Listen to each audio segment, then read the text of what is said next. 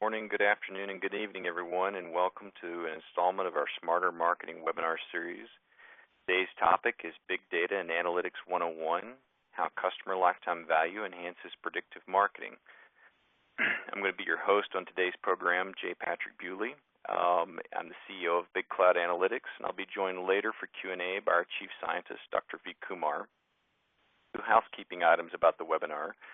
All attendees are in a listen-only mode. The webinar will be placed into a discussion mode for the Q&A with Dr. Kumar at the end. This webinar will be recorded and will be available for replay on our website at a later time. Our agenda for today is about Big Cloud Analytics. What specifically is Big Data and Analytics? What are the typical phases that an organization goes through as they implement Big Data and Analytics? How do you fund your investments in big data and analytics because it requires people, process, and technology costs? We'll cover 3 specific case studies on profitable customer engagement that were fueled by big data and analytics, and then move to Q&A.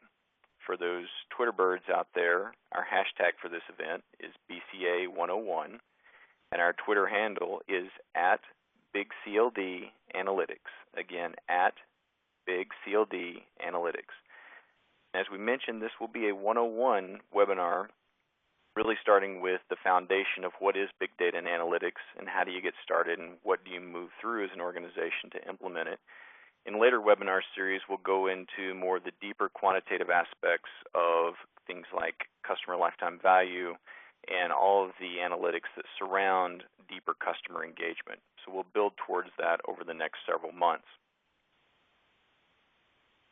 So Big Cloud Analytics is an Atlanta-based data sciences and analytics company.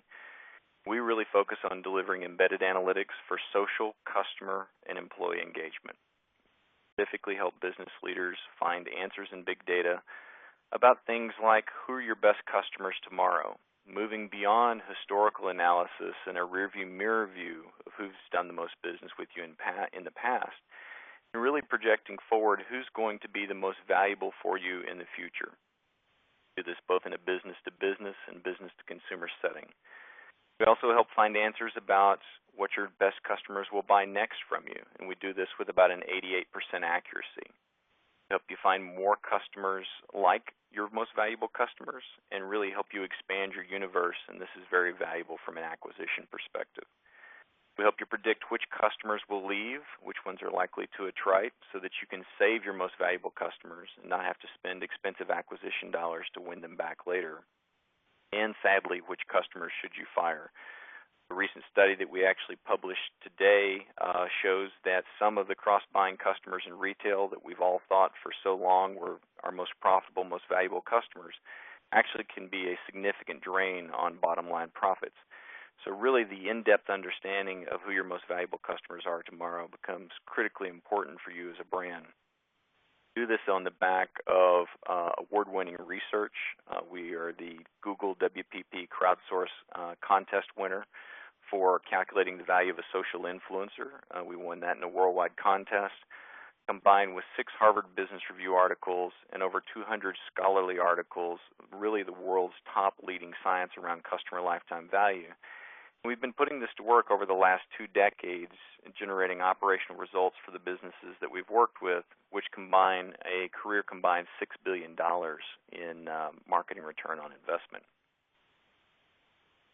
So I thought we'd put big data to use in real time here and have a little bit of fun with it. For those of you who want, if you will text the word analytics to 22828. Again, if you'll text the word analytics to 22828, we'll play a little game in real time here, which will register you to win a signed copy of Dr. Kumar's new book, Profitable Customer Engagement. This will hit the shelves on November 1st. We'll make sure that you get one of the first copies of this. Towards the end of today's presentation, we'll actually pick a winner from the audience today, and like I said, have a little bit of fun with big data as we go here. So, big data defined, and what is it? I'm going to give you 2 classic definitions. One a little bit more unorthodox, but Wikipedia would tell you that big data is a term that's now being used for the collection of data sets that are so large and complex that they're hard to deal with. They're exceeding the capacity of traditional database management tools. They're exceeding the capacity of traditional data processing applications. And this becomes particularly a problem in the areas of analysis and visualization. Big data is typically categorized into the buckets of structured data, unstructured data, or semi-structured data. And Gartner would suggest to you that there are 3 V's of big data: volume, variety, and velocity.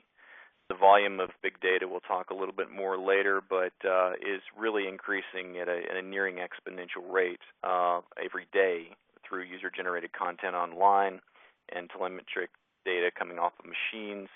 The variety of data that we as business leaders and marketers have to deal with now is very different than it ever has been before. And this definition of big data can include photographs, it can include real-time flows from Twitter, it can include streaming data from machines that are deployed in the field, such as RFID.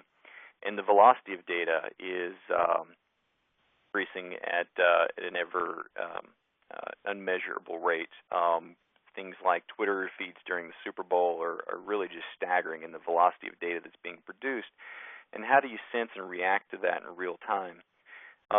Classically, though, there's a lot of buzz and a lot of hype around big data in the marketplace, and all sorts of new tools are emerging and approaches and methodologies, and the majority of that is really focused on one of the 3 types of data that I talked about, which is unstructured data. I'm going to give you a little bit different definition for the course of this presentation, however, and I would suggest to you that when we talk about big data with the organizations that we work with, we're really talking about the big data sets that can unlock value for your brand. And it could be, in our definition, traditional legacy data that's structured, coming from your point-of-sale systems. It could be semi-structured data that come from customer care applications, or I'll actually share with you a case study where we used unstructured data in the more traditional definition of big data from Twitter and Facebook to unlock some significant returns for a retailer. But this is going to become key, and this is one of the foundational points through the course of our conversation today, and I'll close with this same point, is how you define the scope of your big data initiative for your organization should be very tightly linked with what's going to drive value, and the answers may surprise you as to what types of data that you want to use to drive that type of return for your business. In our work with 300 brands on 6 continents over the last 20 years, we've found that the reality of most organizations when it comes to data management, insight, and application of data is that reality bites, pun intended. The majority of organizations that we start with are in some level of data dysfunction, and quite frankly, through the year 2015, 85% of the Fortune 500 are going to be underprepared to deal with the onslaught of data that's just being created within their own 4 walls. When you balance that against the promise of big data and the rocket science that it suggests that we can unlock, it's a little bit paralyzing on how to get started. Big data is truly bigger now than it ever has been before. As a human population, we're creating 2.5 quintillion bytes of data every day, and that's growing at 125% annual CAGR. To put that in a little bit of perspective for you, every 2 days now, we create more data than the entire recorded history of mankind all the way up to the year 2012. So it really is very, very staggering the amount of data that's becoming available out there. And setting aside the data security and privacy concerns for a moment, just dealing with how to unlock business insight is challenging enough. Then you bring in the legislative changes and the regulatory environment that's surrounding the creation of this big data and the curation of it, and it's an overwhelming landscape overall.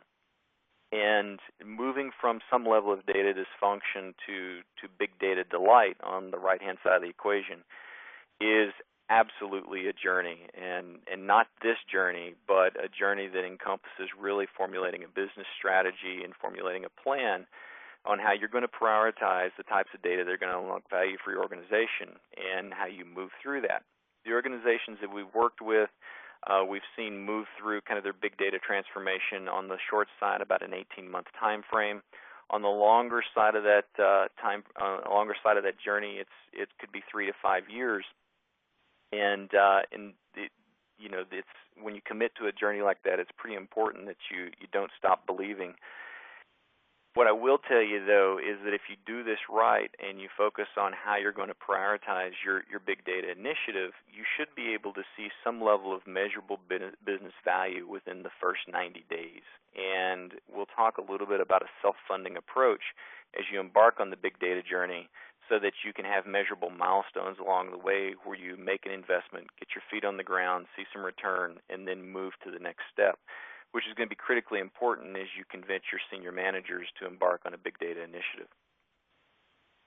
As with any journey to figure out how to get to your destination, it's really important to have a roadmap. And with our work with these 300 brands on 6 continents, we found that there are distinct stages to the big data and analytics journey within organizations, and they typically fall into 3 key categories: pre-analytics, insight, and actualization. And simply put, the pre-analytics is really the preparation work that you do up front to define your business strategy, to prioritize the data that you're going to encompass in the different stages of your big analytics journey, and to organize your data into what Booz Allen would refer to as a data lake, so that you can then move into the insight phase. And the insight phase, I think, is what many organizations really think of as analytics today. And it encompasses everything from business intelligence and some level of historical reporting and a look back over the things that have happened in the past. But more importantly, it includes taxonomy and classification of your data and your customers, and hopefully moves you towards some level of predictive insights, so that you can start to use this flow of data within your organization forward-looking and to have a notion of what's going to happen in the future. One of the key philosophical shifts that happens for organizations in this insight phase is moving from a hard one-on-one cause and effect analysis that you're getting from looking in the rearview mirror, and how you make that pivot point to more of a probabilistic nature of decision-making on a forward-looking basis. And that's something that we'll probably focus on in a later webinar, is that move to probabilities as opposed to that move from certainties historically. Because what we find with these organizations is that their most profitable customers yesterday are not their most profitable customers tomorrow in all cases. And that's a pretty key pivot point, because it changes the way that you think about and that you invest in your customer base overall. Data at rest has no value, and so data has to be put into motion to unlock some sort of business outcome or result, and that really is encompassed in the actualization phase, and that's where you take those insights and you begin to put them to work. And this could be across the number of touch points, including email campaigns, your direct mail, but more importantly, moving into your customer care operations and ideally moving towards real-time personalization in e-commerce. Now, as you look at the journey through these 3 major stages of a big data and analytics transformation within an organization, there are 7 distinct steps that organizations move through. In the pre-analytics phase, it's encompassed by envisioning, data assessment, and data collection. Envisioning is really, at its most simple form, deciding what you want your ideal customer experience to be. How do you want a customer care interaction to take place? How relevant and how rich do you want that experience to be? What do you want the customer's decision-making journey up to the point of purchase to look like? What do you want it to look like post-sale? And what are the key touch points that you can put in play that are going to increase your loyalty, your tenure, and your ability to sell them additional products and services so that you are delighting your customers along the way? So in many cases, it is a storyboarding of your business outcome that you're looking to produce through big data and analytics. The second key step there is a data assessment, and this is an inventory of the different data sources within your organizations. And when we come into organizations, we'll see in some cases, for very sophisticated, what you would think would be high-tech software companies, 17 different islands of customer data, 20 different islands of customer data that all have pieces and parts of the story that need to be assembled in some way to unlock the insights and then ultimately unlock value. So this data assessment phase is going through and just taking a look at where all those different fragments of data exist, and then how do you translate them back to the vision that you've got for the business outcome you want to enable. Then you move into some level of logical or physical data collection. In the past, this has been things like master data management initiatives where you are physically trying to integrate all the data into a centralized database.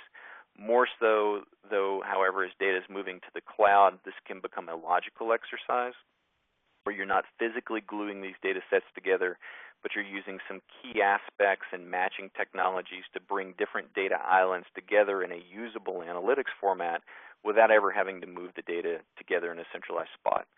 The really cool thing about that as it moves into the cloud is that you can do this not only across data stores and across systems within your enterprise, but you can do this across organizational boundaries, and you can do it in a way that ensures data security and privacy. And so it gives you as a marketer, as a business leader, much greater speed to market options than you've had in the past, and starts to set up new ways for marketing and IT to work together that just weren't feasible when you were Project 37 on an 18-month IT project prioritization queue. As you move into the insight phase, the two major steps that we see organizations move through are description and codification of the data, as well as developing the ability to predict and recommend. Historically, when you were talking about just structured data alone, and specifically structured data around the customer, the description and codification was largely represented by things like the business nomenclature, entity relationship diagrams, but increasingly, as you're bringing unstructured data into the equation, you'll see the description and codification phase start to include things like tagging and taxonomy, so that you can get some loose relationships between the flow of unstructured data to your known customer base. And we'll dive into that a little bit deeper later. The codification could also include classic marketing segmentation schemas around the types of behaviors you've seen your customers exhibit in the past, moving towards more value-based segmentation in the future. And the predict and recommend is then starting to set yourself up so that you're moving from, again, backward-looking in the rearview mirror historical analysis of business intelligence of what happened to starting to predict some probabilities about what is going to happen in the future and setting yourself up in more of a business rules type of environment so that you can move into the actualization phase. The actualization phase really is two major steps. It's the engage aspect of where you're putting the data to work so that you can start to unlock some business value and engaging the customers across different touch points. And then with any process like this, the importance of measurement and refinement over time cannot be overemphasized. We've come into organizations and it seemed very, very clear what the ideal customer lifecycle was going to be. We had a pretty good understanding of what we thought the data was going to tell us. We put a project in motion, and no matter how good your hypothesis is from the start, I can assure you that you'll find some things through your big data initiative that will be somewhat counterintuitive and will cause you to think about your customer interactions in a deeper and richer way. And so this ability of designing recursive learning in from the very beginning so that you can measure and refine and improve over time is critically important. Now, as you move into each one of these, here are some of the steps or key task areas that we see organizations have to complete. In the pre-analytics phase, specifically in envisioning, things like user experience mapping and how do you want that ideal customer experience to look and feel are critically important. Things like mapping out your overall sample customer life cycle. And this is not just the customer life cycle that's happening today, but what you'll find and what the data and analytics will begin to tell you is that if you influence the categories that a customer shops in, if you influence the inter-purchase time that a customer is currently exhibiting and how frequently they're buying from you, that differently. If you cause them to buy across lines of business, you're significantly increasing their loyalty and tenure with you as a brand and therefore increasing the overall lifetime value and profitability of that customer. And so that sample customer life cycle, first, you'll start to see some insights emerge from your longitudinal transaction data, and then you'll want to build on top of that with some very specific strategies to cause customer behavior to change over a period of time. The way you do that sometimes can be storyboarded out in a day in the life, and what that is effectively it's storytelling around the type of customer experience that you would like to enable for a particular persona. For a Gen Y persona, you really want to see them move through your products and services in a certain way, and you want to shape their experience a certain way and provide them this type of feedback. As opposed to a Gen Xer, you may want to engage a little bit differently. The best way to bring IT and marketing and product development and the different in finance and different aspects of your organization together around this big data and analytics journey is through this notion of a day in the life and a storyboard, because what it does is it takes all the marketing speak and all the technology speak and all the financial concerns and all the hopes and dreams of the product development group, and it aligns them around a vision that's told in simple language, pictorially, around the journey that a customer has. And it gets you focused on your organization from the outside in as opposed from the inside out. Once you have that vision, this data source discovery is critically important, because you most likely have the majority of data within your four walls today to be able to realize and improve customer experience and realize higher customer engagement, but you likely haven't leveraged and unlocked it in this way. And so that mapping of the data that you have available to you from different sources up against your overall business outcome and strategy becomes a critically important step, and I'll show you a couple of examples of that. Most often, the data is highly duplicated as it's living in these 17 different customer masters around your organization. Again, whether it's logical integration or physical integration, most organizations have to move through some level of data deduplication and data hygiene. Data hygiene is not taking the data out and getting a bar of soap and giving it a bath, so much to speak, as it is taking the data and cleaning up for misspellings of names, standardizing postal address records, standardizing email addresses and formats, and trying to take the best data artifacts from each of those data stores and develop this notion of a golden record. The insight phase. So once you complete pre-analytics, that effectively gets all that data into a data lake, which gives you the ability then to really take action in the insight phase. As I mentioned, the description and codification as you move into unstructured data now includes things like tagging and taxonomy, which is an important exercise. And there's actually intelligent tools now that are emerging that will do some level of auto-tagging for you or some level of auto-taxonomy for you. To give you some specific examples of that, there's a lot of user-generated content that's being created through Instagram, for example, in the form of photographs. There are tools now that will actually data mine streams of photographs and tag them based on, this is a photograph of a blue car. This is a photograph of a blue Ford Focus. And you can start to get a feel, if you're a marketer of an automobile, a specific line of automobile, how that type of mining of user-generated unstructured content could be pretty valuable to you to be able to understand things like brand affinity, color affinity, things that will ultimately end up affecting product and choice. And so that's a new phase as a result of a lot of the unstructured data that's emerged that now kind of gets encompassed into the insight phase. We would suggest to you that fundamentally, especially with your structured data sets, but you'll also see later in a case study how we apply this to unstructured data sets, how this notion of value segmentation is critically important.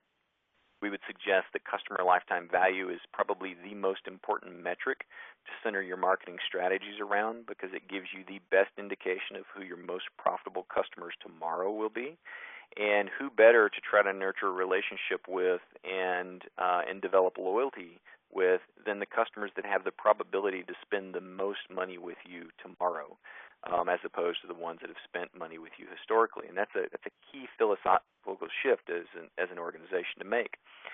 Once you have that value segmentation in place, you can move to things like next logical product prediction, and we'll actually show you where we can do that with about an 88% accuracy of predicting what a customer will buy next just off of a few data sources internally. That gives you the ability to determine things like in-market timing, when they're going to buy, which really helps you prioritize your marketing efforts and get to a notion of optimal resource allocation.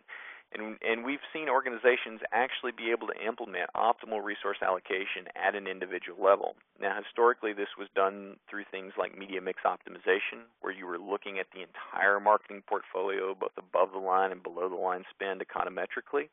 But using this new method of big data and analytics, you can actually get to an individual level recommendation around how much you should invest in talking to a particular customer. And that is very, very powerful when put to work.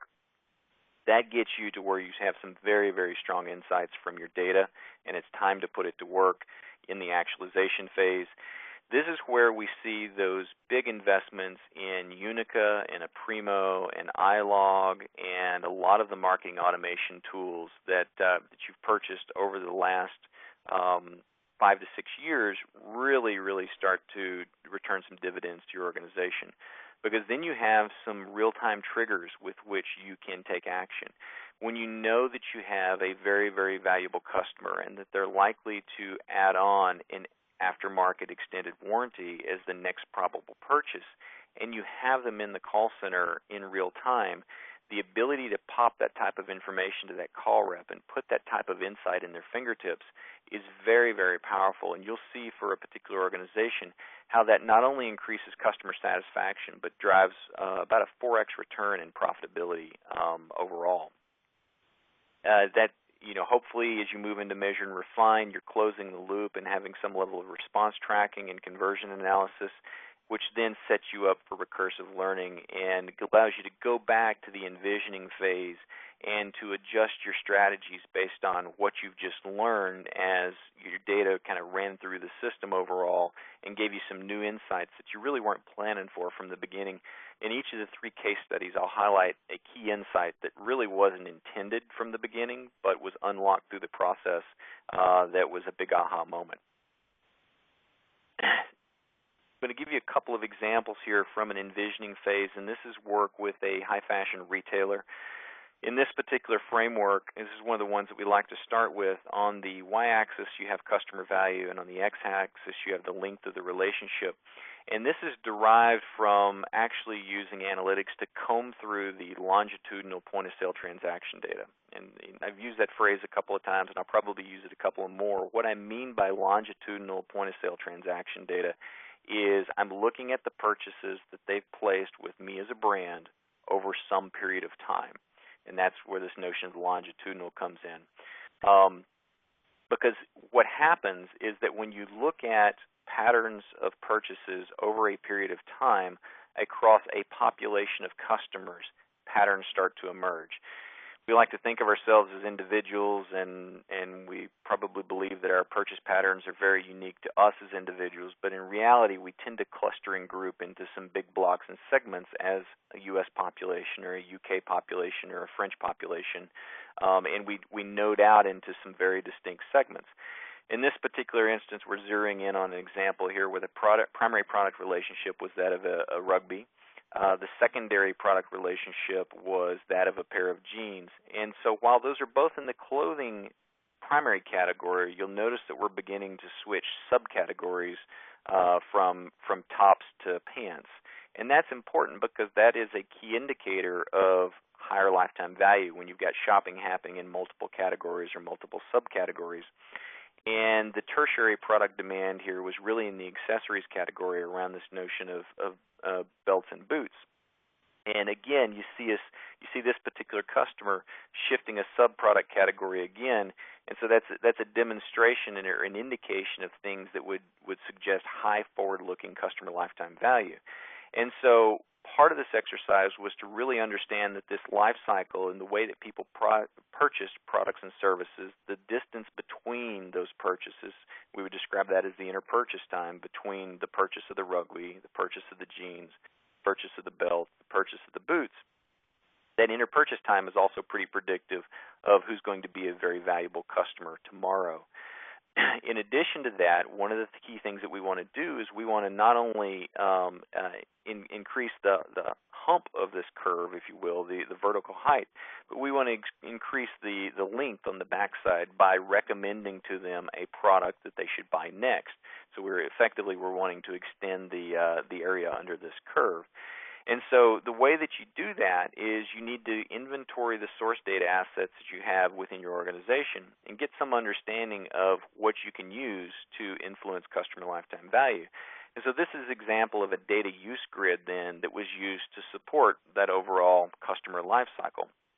And it's represented by 4 different types of data that span our definition of big data that we talked about in the beginning.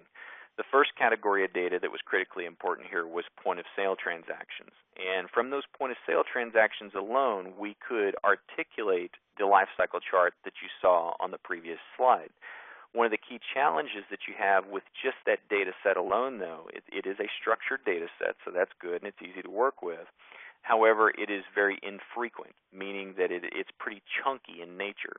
And so your predictions off of that type of data set will be somewhat chunky as well. And what I mean by chunky is that it lacks granularity. The inter-purchase time is very long, and so you don't have that many data points with which to make a prediction off of.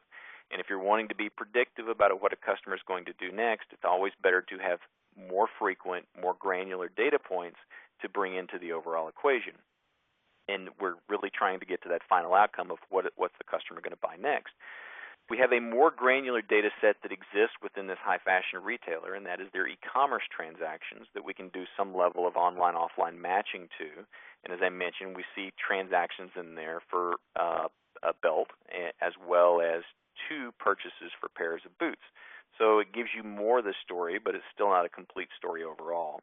This is a structured data set, and it's happening more frequently. This is more of a monthly type of data set.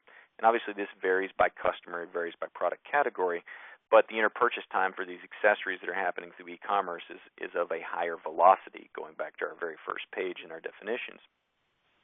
Another really important data set in this particular equation was product returns. And the product returns historically had been just looked at from a structured data standpoint, meaning that customers who buy X or customer X returned product Y on October 15th at 8:30 p.m. But there was some very interesting contextual data that surrounded that product return. It was also very valuable to us on a forward-looking basis. These boots are too small. So that explains why we see 2 sets of transactions in the e-commerce data, because the first set of boots were too small, they didn't run the right size, now they're purchasing the right size of boot. However, there's also a very interesting contextual piece of information in there that says, I like this year's tweed hunting coat, which begins to give us some level of additional data to make a prediction about next logical product off of. And if I combine that with my point-of-sale transactions from above, customers that have purchased the rugby and have purchased the pair of jeans seem to show some level of probability of buying a sport coat of some sort. And now I have some contextual unstructured data and product returns that suggest to me that that likelihood of a sport coat purchase is actually probably going to be in the tweed hunting coat category. If you bring in the unstructured stream level data from Twitter and Facebook, and you see likes and mentions of the tweed hunting coat and of things similar to the tweed hunting coat, your probabilistic outcome there goes up very, very strongly. And like I said, we can get to about an 88% accuracy. So in this particular instance, what we did, we're still in that pre-analytics phase. We've taken a notion of what we believe that the customer life cycle will be. We've lined up the different types of data that we believe are going to be required to predict what that next logical product would be. And we've got that inventoried now in a data use grid. And so what this tells us as an organization is that we want to go invest first in getting our point-of-sale transaction data usable, combining that and matching it with our e-commerce data, and trying to pull up some additional data points from our product returns and see if there's additional insight that we can glean from social media. So to implement this type of strategy, all it takes is money, right? And it takes people, process, and technology time. And part of our work as an organization has been to help organizations figure out where to go find that money. Where do I go find the additional dollars? Where do I find the net neutral investment to be able to put the technology in place to get this type of insight? How will that then translate into transformational costs for policies and procedures? And then how do I move this into some level of actualization? And as we've done that with these 300 brands over the last 20 years, we found that funding typically comes from one of these 3 big buckets, blue, green, and orange. blue representing the cash flows from incremental revenues that I get from selling new products and services. The green comes from people, process, and technology costs, or people, process, and technology savings. And the orange comes from media spend savings or redirection that I can get overall. If I give you, and those translate into basically a series of cash flows that can drop right into your business case. And this is typically the way this gets sold to senior management or into your board of directors. If you go down to that next level, what you see is that in the incremental revenues category, obviously you've got a set of cash flows coming from incremental sales and the operating profits that you intend to generate from them. But how big data and analytics help you in the incremental revenues category, your levers of improvement, so to speak, are in increasing the number of touch points that you have with consumers and being able to engage them in social media where you weren't able to before, or engage them in a new way on your website that you weren't able to before, using that to drive up your overall engagement factor with that consumer and making them feel a higher degree of relevance and causing them an interest in cross-category shopping and multi-channel shopping. Using that to expand your marketable universe, influencing response conversion rates or your shopping basket value. People, process, and technology cost area, you've got whether you have inventoried it or not, when in that instance where I talked about the organization that had 17 different customer masters within their organization, there was a 27 million euro cost savings opportunity by consolidation of those data stores into a single marketable asset, collection of the data from the variety of sources, and increasingly with the cloud really making storage and computing power much more accessible, there's an increasing opportunity for virtualization of the infrastructure required to support your big data and analytics journey. And so while you are spending to implement people, process, and technology here, often what's overlooked is the ability for cost takeout or to do this in some level of net neutral fashion. I'll talk to you about a specific example in a moment where a simple policy change in the green funded the overall initiative. And then lastly is in the area of media spend, and this is your good old above-the-line brand spend, and we see this with organizations. I mean, it ranges from a couple of $100 million a year to 600 million euro a year to somebody like a P&G who has the largest above-the-line media spend in the world. This is really using big data and analytics to get at the inefficiencies in that above-the-line spend. What I will tell you about that is while you'll get some savings out of the orange, the insights that are unlocked in the insight phase have to be put to work in actualization, and one of the most powerful tools to put them to work in actualization comes from direct marketing, and it causes additional spend for email engagement, direct mail engagement, targeted banner, social media engagement with consumers. So now drilling into three specific case studies here. The incremental revenues case study, this is for an ice cream retailer and this would fit the very traditional definition of big data. This is unstructured data coming from Twitter and Facebook that we combined and distilled. We combined it with point-of-sale transaction data that was structured and infrequent. We created a derivative data set from those conversations to tease out the influencers, and then we had, really unstructured stream data, as I mentioned, coming from Twitter and Facebook. And then in this specific instance, we monitored 825,000 conversations across Twitter and Facebook. It represented 1,736 individuals. Out of those 1,736 individuals, this derivative data set of influencers that we created, we found that there were about 1,000 influencers that had greater than 20% connectivity on the surrounding community for this particular ice cream retailer. And we designed a particular marketing campaign that was intended to reward influencers for taking some level of action. And so we designed this campaign that was effectively share your brownies, that encouraged them to influence and refer.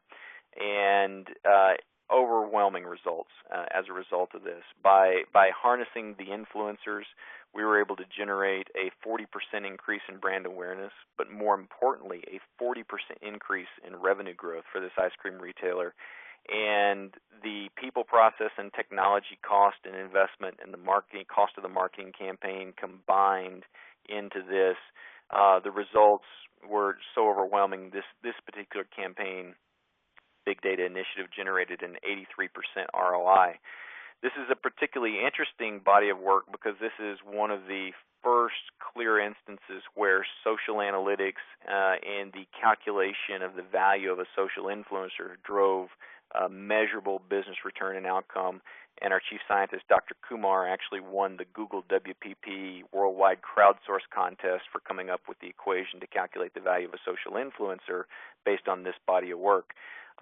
What I will tell you, compared to a couple of other case studies that are going to follow, is that social analytics, while are very, very powerful for certain brands, specifically luxury brands, automotive, things where you have very high transaction or very high ticket products, they can be very, very, very valuable. These are more complex types of projects and analytics to undertake, and so for many organizations, there are lower hanging fruit to go after. And so this next example I'll give you is of one of those examples of lower hanging fruit. And this is where we use big data and analytics. This is the high fashion retailer that we talked about before, to really save in operational cost and drive greater profits through a policy change. That policy change was specifically how they handled product returns. So it's the data sets that I described to you before, so I won't pull you back through those. But in this instance specifically, we monitored gifts, holiday purchases, new category purchases, meaning was the customer shopping in new categories that they hadn't exhibited in the past, in new shopping channels, were they moving from traditional brick-and-mortar retail into e-commerce. And what we found is that the data analysis told us that there was a key saddle point, which is, for you quant jocks on the phone, there was a key saddle point in the findings that became very predictive of how to influence future customer lifetime value. And it was one of product returns. And you may kind of sit there and think, well, how does returning products help me with profitability? Doesn't that cost me money? And the answer is, simply put, yes, however. And the however part is, as human beings, we know at some point along the way that our friends around us are going to fail us. And so we just expect that. But how our friends recover from that failure is critically important in how endearing they are to us on a forward-going basis. And so it's the same thing is true in a business interaction or relationship, is that, if I trust a brand and I'm really invested in that particular brand, I expect them to make certain things right for me. And the optimal point for this particular organization was 13% product returns. What was very interesting surrounding that saddle point was that we could change the policy to decrease the level of product returns, and it gradually eroded future customer profitability. Meaning, if we tighten the return policy, we saw customer profitability start to decline. If we loosened the product return policy, we saw a sharp erosion of profits. And so this was a critical balance point. The unintended consequence here, so to speak, or the key learning that come out of this that ultimately needs to go back into the measure and refine loop, was that customers were much less likely to return sale merchandise. And so that's just one of those things that might influence the way that you think about your overall customer life cycle. Lastly, I want to tell you about an organization. This is a telecommunications company that sells subscription-based or contract-based broadband, high-speed broadband internet services. And 4 different types of data here: contractual subscription data that's more point-of-sale in nature, structured, it's infrequent. Video on demand consumption data, which is structured, but it's a little bit more frequent, gives you a little faster interpurchase time, more granularity. Customer support data, which, as we talked about before, is both structured and unstructured.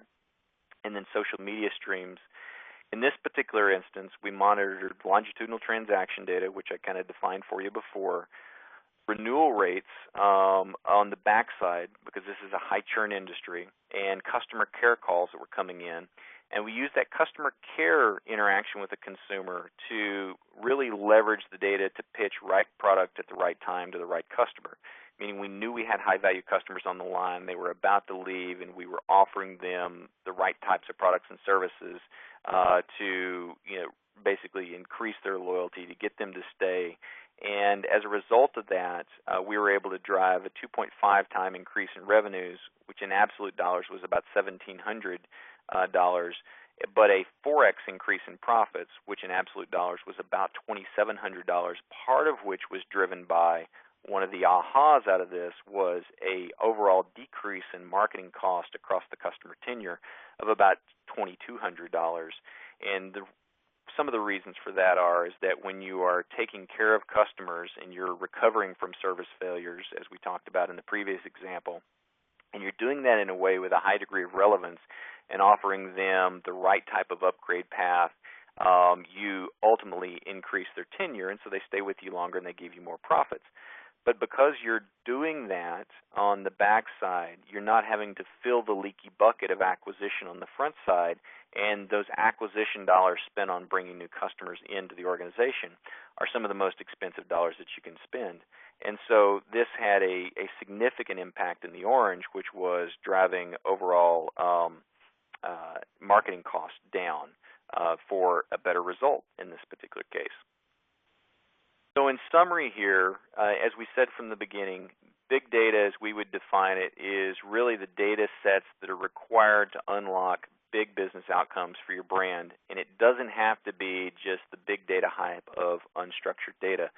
You can still make a lot of hay out of your structured data that you have in your organization or your semi-structured data.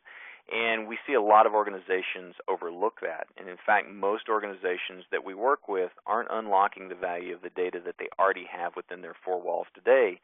And the data that they have within their four walls today represents 3/4 of the forward-looking predictive power. And so let me make sure I hit that pretty hard, is that the data you have today within your point of sale and transaction systems gives you about 77% forward-looking predictive accuracy on next logical product before you get to buying second-party data sets and third-party data sets, which are all the rage in the marketplace today. So really focusing on the data that you have today, which could be some of the cleanest data that you have to work with that you've just not unlocked the value of, and how you prioritize that based on the business outcomes that you want to drive are going to be critical success points in your big data journey. This will give you some insight, and you should decide from the beginning on what key areas you want to try to fund your big data and analytics project from, whether it be incremental revenues, people, process, and technology cost, or marketing spend. What I will suggest to you is that the majority of organizations we work with want to find a way to fund their big data initiatives out of the green plus orange equals 0, which means the people, process, and technology costs and the marketing spend savings are net neutral, so that any incremental revenues are, in fact, additive to the business case, and said differently, they're bonus insurance for the managers that are suggesting these types of initiatives. If you do these right, big data and analytics can support your customer engagement, and it can drive big returns for your business overall. With that, I want to click over here to my results and see who our book winner is. It's going to be, I've got an email address here, so we'll get an email follow out to you, kympesola@gmail.com. Again, kympesola@gmail.com. You're going to get a signed copy of Dr. Kumar's latest book here, and we'll get an email out to you to follow up on that. With that, I want to transition over to try to transition over here to discussion mode and open up for Q&A. VK, are you on the line? Yes, I'm here. All right. Yeah, switch to discussion mode.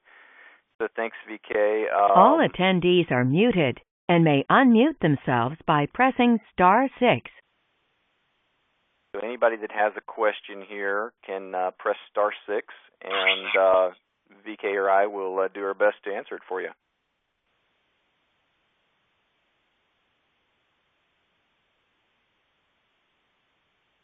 First one's always the hardest one.